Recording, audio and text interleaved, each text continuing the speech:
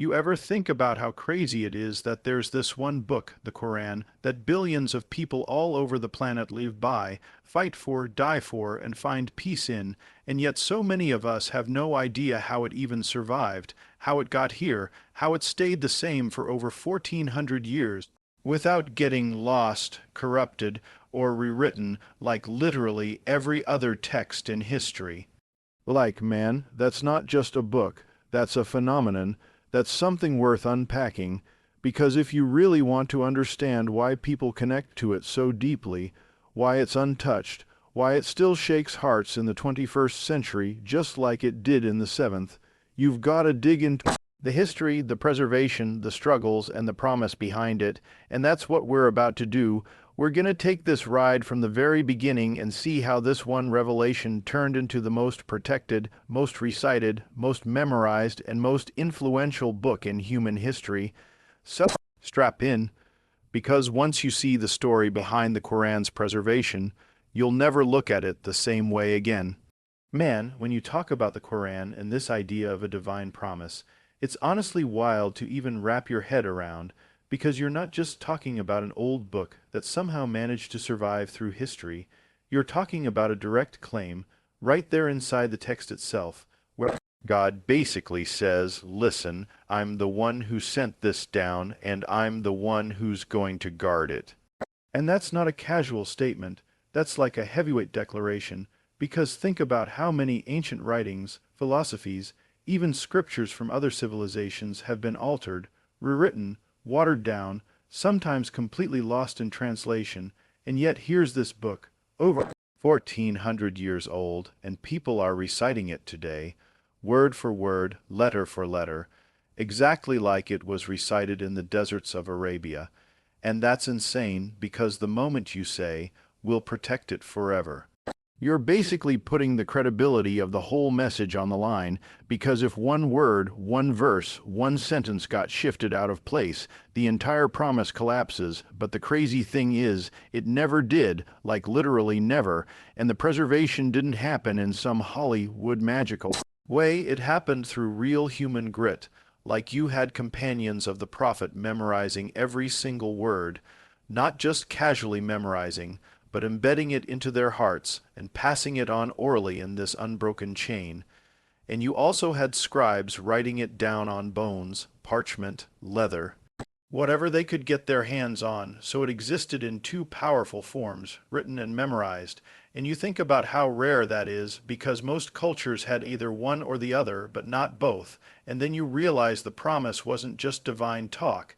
It was executed through this insanely robust system of preservation that no human committee could have designed, and even when empires collapsed, even when libraries burned, even when enemies literally tried to ban or burn the Quran, the text lived on through the millions of people who carried it in their memory like walking, talking hard drives. And that's the part that blows me away, because there's no other book on earth where, at any given moment in every generation, you had hundreds of thousands, even millions of people who knew it cover to cover. So if one copy disappeared in Baghdad or Cairo or Damascus, there were still countless human backups across the globe, and that's the divine promise in action, not just words on a page but a living reality, a system that proves itself every single day, because you could walk into a mosque in New York or a madrasa in Jakarta, hand a Quran to a 10-year-old kid, and if you tried to sneak in one wrong word, that child would instantly catch you, because the rhythm, the sound, the precision is etched into their brain, and you sit back and realize, dude, that's not normal, that's not man-made quality control, that's something bigger, and it's still unfolding, still alive, still proving the claim that was made in the book itself over 1,000 years ago. You know what's crazy about the Quran, man?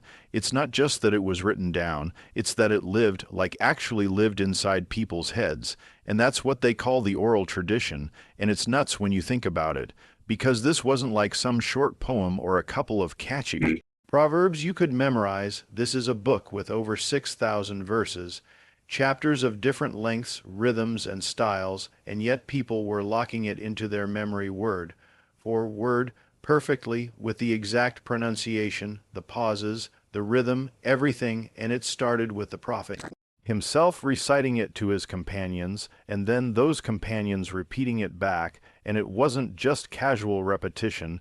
This was a culture where memory was king, like they didn't have hard drives, they didn't have USB sticks, but they had this crazy sharp oral memory, and they used it for everything, poetry, genealogy, history, so when the Quran came, it slid right into that system, except this time it wasn't just entertainment or tribal bragging rights, it was divine revelation, so they treated it like life or death to get it right, and here's the wild part, you had groups of people memorizing it collectively, so if one guy slipped up, 5 others would check him instantly. It was like live peer review on steroids. And over time this turned into a living chain, generation after generation, where kids as young as 7, 8, 9 years old could recite the entire Quran without looking at a page, and not just in the Prophet's time, but throughout Islamic history and even today, like go to Cairo, Karachi, Istanbul, New York, wherever, and you'll find kids who don't even speak Arabic fluently, but they can recite every single verse flawlessly. And that blows my mind because you don't see that with any other book. Nobody's walking around having memorized the Bible cover to cover in Greek or Hebrew. Nobody's holding the Iliad or the Vedas word for word in their heads, but with the Quran, it's normal, like millions of people are doing it right now, and what's even crazier is the consistency, because if you grab 2 of those kids from opposite sides of the world, one from Indonesia, one from Morocco, and you ask them to recite, they'll sound the same, the words will be the same, the rhythm will be the same, and that's how the oral tradition worked. Like a safety net, so even if written copies got lost or destroyed, the Quran was indestructible because it was alive inside people. And that's why when scholars talk about preservation, they don't just mean dusty manuscripts sitting in a museum. They mean this massive human web of living memory that's been running non-stop for 14 centuries, and it's still going itself, correcting itself, healing, and it's the ultimate reason why the text hasn't changed even by a letter. So here's the thing that a lot of people don't even realize, man, when you talk about the Quran, you're not talking about a text that was just floating around verbally for centuries before somebody decided to write it down. No, it was actually being written during the lifetime of the Prophet himself, like while revelation was happening, and that's huge, because that means the preservation wasn't delayed or left up to later generations who could have messed it up. It was being documented in real time. Like imagine something being revealed to you, you recite it, and immediately your team of scribes is putting it down, and these weren't random people either. These were companions who had this reputation of being trustworthy. People like Zayd ibn Thabit, Ubay ibn Kab, Abdullah ibn Masud, guys who were not only memorizing, but also physically recording the words on whatever they could find. Parchments, shoulder bones of animals, palm leaves, leather, stones, like basically anything that could hold ink. And that blows my mind because it shows you how determined they were to get every single verse locked down.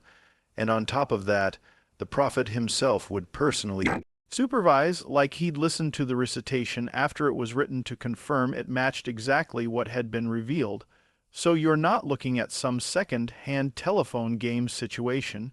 You're looking at direct quality control from the source, and even crazier, this was done in a society that didn't even prioritize writing, like Arabia back then was mostly an oral culture. So the fact that the Quran was pushed into writing from day one shows how unique it was, how different it was treated, because these weren't people who would normally bother recording stuff. They passed stories and poetry by memory, but when it came to Quran, they broke their own norms. They created a whole new culture around preserving it. And here's the kicker. The Prophet didn't just leave it unorganized, like verses and chapters weren't scattered. He would literally tell the scribes, put this verse in this chapter after that verse. So the structure of the book that we have today, the surah order, the arrangement, that wasn't something the community guessed later. It was mapped out while revelation was still coming down, and think about how insane that is.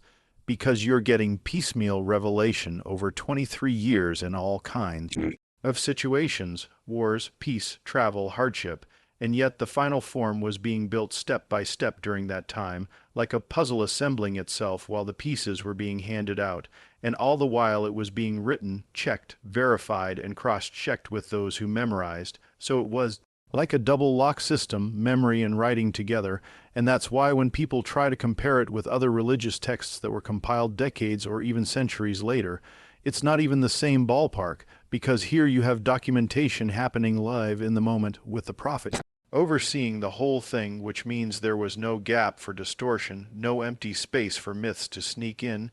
It was all happening right there under his supervision in his lifetime, and that's just mind-blowing.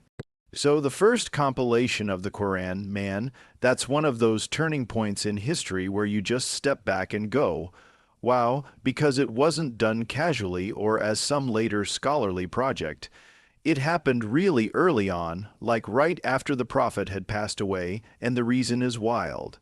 It's because of this brutal battle called Yamama where a ton of companions, especially those who had memorized the Quran cover to cover, were martyred, and suddenly the leaders of the Muslim community realized, hold up, if this keeps happening, if too many of the Huff as die in battle, we risk losing a living layer of the Quran.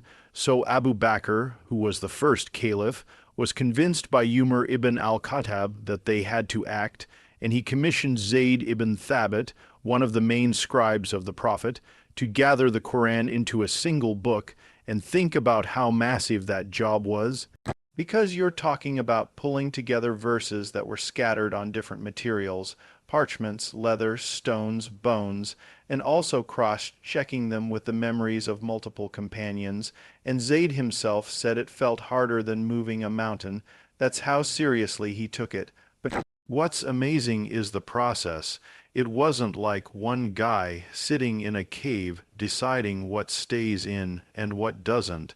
They set up this super strict verification system, like every verse had to be confirmed by at least two sources, one written and one memorized, and that's insane because it means they weren't leaving anything to chance. They wanted every single word authenticated.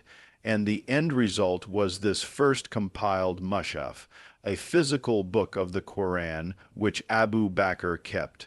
Then it passed to Umar, and later it was entrusted to Hafsa, the daughter of Umar and one of the Prophet's wives. And that book became the reference point for the entire Muslim community. So when people say the Quran was just floating around in oral tradition, they're missing this moment, this first compilation, which locked it into written form within just a couple of years of the Prophet's death. And when you compare that timeline to other scriptures, it's jaw-dropping, because we're talking decades, even centuries for other texts before they were put together. But here, you've got a community so protective, so paranoid about losing even a syllable, that they did it immediately under the guidance of people who were actually there when the Quran was revealed, people who heard it from the Prophet himself, people who memorized it word for word, and people who had it written under his supervision. So this wasn't some distant memory game. This was first-hand, raw, authentic preservation, and it shows you how the promise of protection was unfolding not just in some mystical way, but in actual historical, practical steps, like real humans sitting down, cross-checking, verifying, and producing something that still forms the foundation of every Quran we have today. So here's where the story gets really interesting, man, because after the first compilation was done under Abu Bakr, the Quran was safe in one sense, but as Islam spread beyond Arabia into these massive new territories, Persia, Byzantium, North Africa, you suddenly had Muslims from all kinds of backgrounds, different tribes, different dialects, and the Quran was being recited in the various dialects of Arabic that the Prophet had allowed. And while those recitations were all legit, people started getting confused, like one soldier in Azerbaijan might hear another guy in Kufr recite same verse differently and think, hold up, is that wrong? Am I wrong? Are we reading the same book? And this tension started brewing, and that's when Caliph Uthman stepped in because he saw this wasn't just some petty squabble. This was something that could literally divide the community if it kept escalating. So he made this bold move. He gathered a committee again, led by Zayd ibn Thabit and some of the Qurayshi companions, and he told them to take that master copy from Hafsa, the one compiled under Abu Bakr, and produce standardized copies based on the Qurayshi dialect, which was Prophet's dialect, and then send those copies out to the major centers of the Muslim world, places like Kufa, Basra, Damascus, and Mecca, and along with each copy he sent a qualified reciter to teach it, so you weren't just shipping books, you were shipping the living oral tradition with it. And here's the part that people sometimes twist when Uthman did this.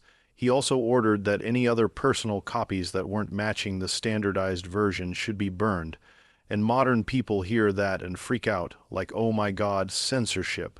But really it wasn't about erasing anything. It was about stopping confusion, because imagine if people kept using regional notes, dialects, or shorthand copies, and future generations thought those were alternative Qur'ans. That would have been chaos. So what Uthman did was lock it down, like he gave the whole Muslim community a single, unified reference point, and that's the reason why today, from Jakarta to Johannesburg to New York, every Qur'an you pick up is exactly the same, word for word, letter for letter, and that's not an accident. That's because of this move by Uthman, and think about how gutsy that was, because this wasn't just about paperwork, this was about keeping the spiritual backbone of the entire religion intact, and the crazy thing is, the community accepted it like this wasn't some authoritarian edit. The companions who were still alive backed it, because they all recognized the danger of division, and it shows you how much trust they had in the process, that these weren't random leaders making decisions in a vacuum. These were people who had been there, who had memorized the Qur'an themselves, who had heard it directly from the Prophet, and they signed off on it. So what Uthman did wasn't altering the Qur'an, it was protecting it from being fractured, and that standardization is why, more than 14 centuries later, you can sit in a mosque in London, in Karachi, in Cairo, and hear the same exact words being recited in the same sequence. And that, to me, is just mind-blowing.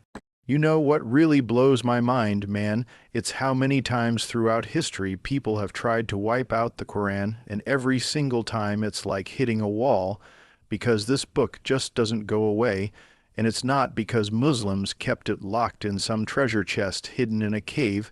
It's because of the way it was preserved, both written and memorized, so no matter what anyone did, the text was bulletproof.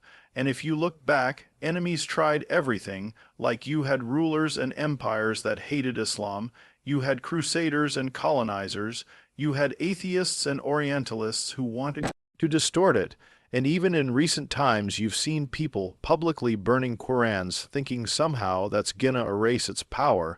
But here's the thing. Burning a paper copy doesn't mean a damn thing when millions of people have the entire book sitting in their heads.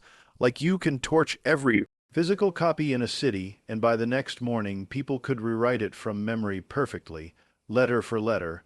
And that's the crazy resilience of it. Because even when libraries got burned, like in Baghdad when the Mongols invaded, or during wars when manuscripts were destroyed, the Qur'an didn't die, it just kept regenerating, almost like it was coded into humanity itself. And I think about this a lot, like imagine trying to destroy Shakespeare or Plato. If you burned all the copies, sure you'd lose a lot, maybe a handful of scholars could piece things together, but you'd never get the exact original. But with the Qur'an, you could stage the most aggressive destruction campaign in the world and still fail, because the book isn't just on paper. It's alive in millions of voices, and it always has been, from the very first generation until today, and that's why even when tyrants tried to ban it, like in the Soviet Union or in communist China, you had Muslims whispering it underground, teaching it in secret, risking their lives just to preserve it. And they did, because you can't kill something that's living in people's souls, And the wildest part is, even when scholars from outside tried to attack it intellectually, claiming there were different versions or contradictions, manuscript evidence and the living oral tradition just crushed those arguments, because whether it was the Quran in Yemen or Turkey or Africa, they all match the same standard, and that consistency has never been cracked, not once, and honestly, that's why these destruction attempts always look kind of pathetic in hindsight, like some guy burning a book on TV might shock people for a moment, but it doesn't touch the reality of a text that's memorized by a 7-year-old in a village in Pakistan and a scholar in Morocco and a cab driver in New York, all the same, all aligned, and that's why every single attempt to erase it has failed and will always fail, because the Quran wasn't just given as ink on paper, it was planted in human beings, and that system makes it untouchable. What blows my mind every time I think about it is this fact that the Quran has been unchanged for over 1400 years. Like, let that sink in, man. We're not talking about a few decades or even a couple of centuries. We're talking about a millennium and a half. Entire empires have risen and collapsed, languages have evolved, borders have shifted, the printing press was invented, the internet showed up, we've had world wars, nuclear bombs, satellites in space, and through all of that this book has stayed word for word exactly the same as it was recited in 7th century Arabia. And that's insane, because if you look at literally any other text from ancient times, you'll see versions, rewrites, gaps, missing chapters, arguments over translations, scholars debating what the real wording was supposed to be. But with the Quran, you don't have that problem. Like a copy sitting in a museum in Turkey or Yemen from the first few centuries matches the same Quran you can pull off an app on your phone right now. And the way that consistency has been maintained is just unreal. It's not just because it was written down, it's because it was memorized and recited by millions of people in every generation. So there's been this living chain of correction built in, like if someone tried to slip in one extra word or remove one letter, a dozen people around them would instantly call it out, and you can see this today in a mosque anywhere on the planet.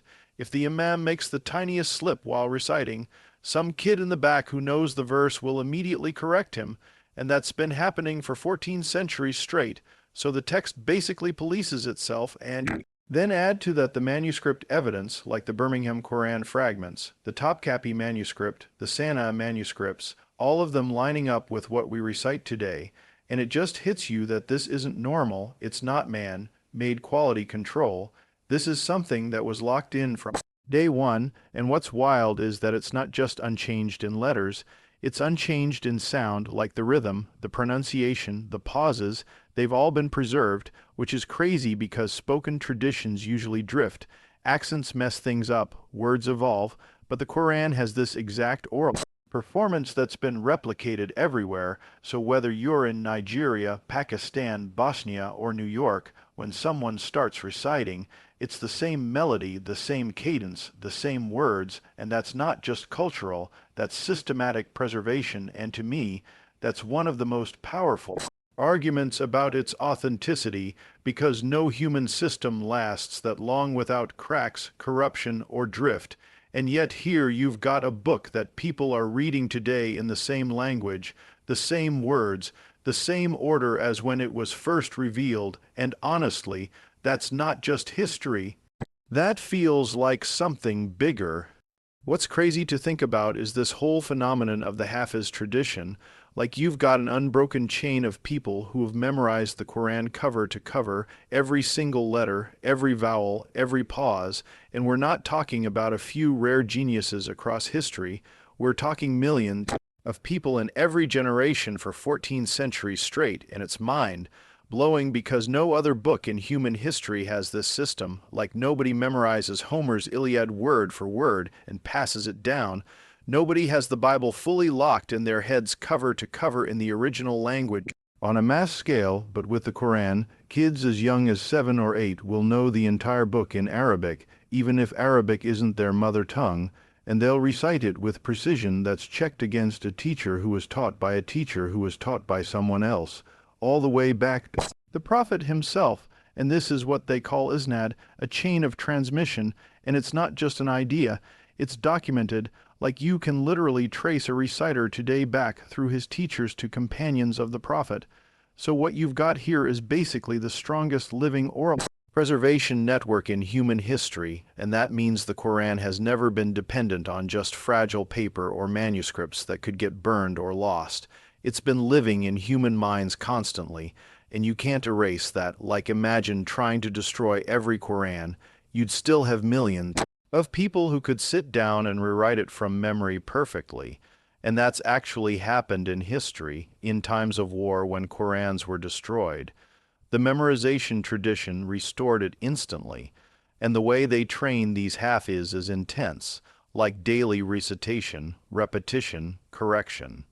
It's like this mental gym, and because of that, the accuracy is freakishly high. Like if someone misses even one syllable during recitation in prayer, another Hafiz can catch them right away, and this is happening every single day all over the world. Like there are Quran competitions where thousands of people recite from memory, judges listening for the slightest mistake, and they're all reciting the same text, the same way, no differences, and when you think about that scale, it's like a living hard drive that keeps backing itself up generation after generation, and that's why when people say the Quran hasn't changed, this is the engine behind it. It's not just ink on pages. It's this army of people, past and present, who have carried it in their hearts. And to me, that's one of the wildest, most underappreciated miracles, because how do you even explain that kind of endurance? That kind of precision across continents, cultures, languages, and centuries without it collapsing, and yet here it is, thriving, stronger than ever.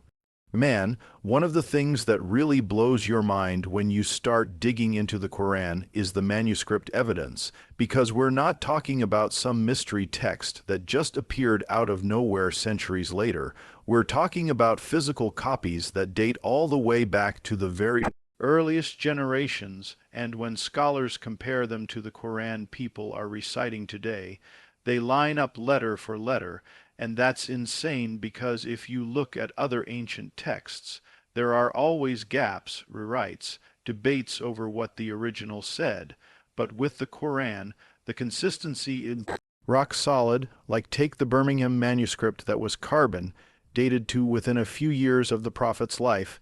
It's literally some of the oldest surviving parchment on the planet, and you open it up, and it's the same verses you're reciting in prayer right now.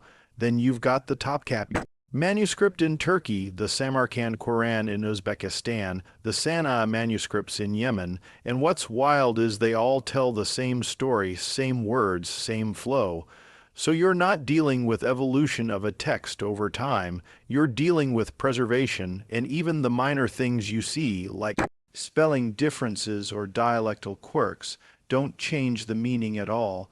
They're just the natural reflection of early Arabic writing before standardized dots and diacritics were locked in, and that's like looking at Old English where color is spelled color. It's the same word, same meaning, but what's critical is that the actual content hasn't shifted, and think about this. We're talking about thousands of manuscripts scattered across different empires, copied by different people in different regions, and they all back each other up. So it's not like some centralized authority editing and controlling the narrative. It's organic preservation across the map. And when Western scholars went in with the intent to critique, expecting to find massive textual variation like they see in the Bible or other ancient scriptures, what they found was shocking. Even to them, because the Quran they dug up was basically the Quran people already had. And when you combine that with the oral tradition of Hafiz, it's like double insurance. You've got the written locked in and the memorized version backing it up. So even if some manuscript got damaged or miscopied, the oral reciters would instantly correct it, and vice versa. So the system is bulletproof, and that's why the Quran stands alone historically, because you don't have this kind of manuscript consistency with any other ancient book, none. And that's why scholars, even the skeptical ones, Have to admit the Quran we read today is the same as the one recited 1,400 years ago, and the evidence is literally sitting in museums and libraries across the globe, waiting for anyone to go check it for themselves. What's absolutely wild when you really sit with it is just how massive the Quran's influence has been.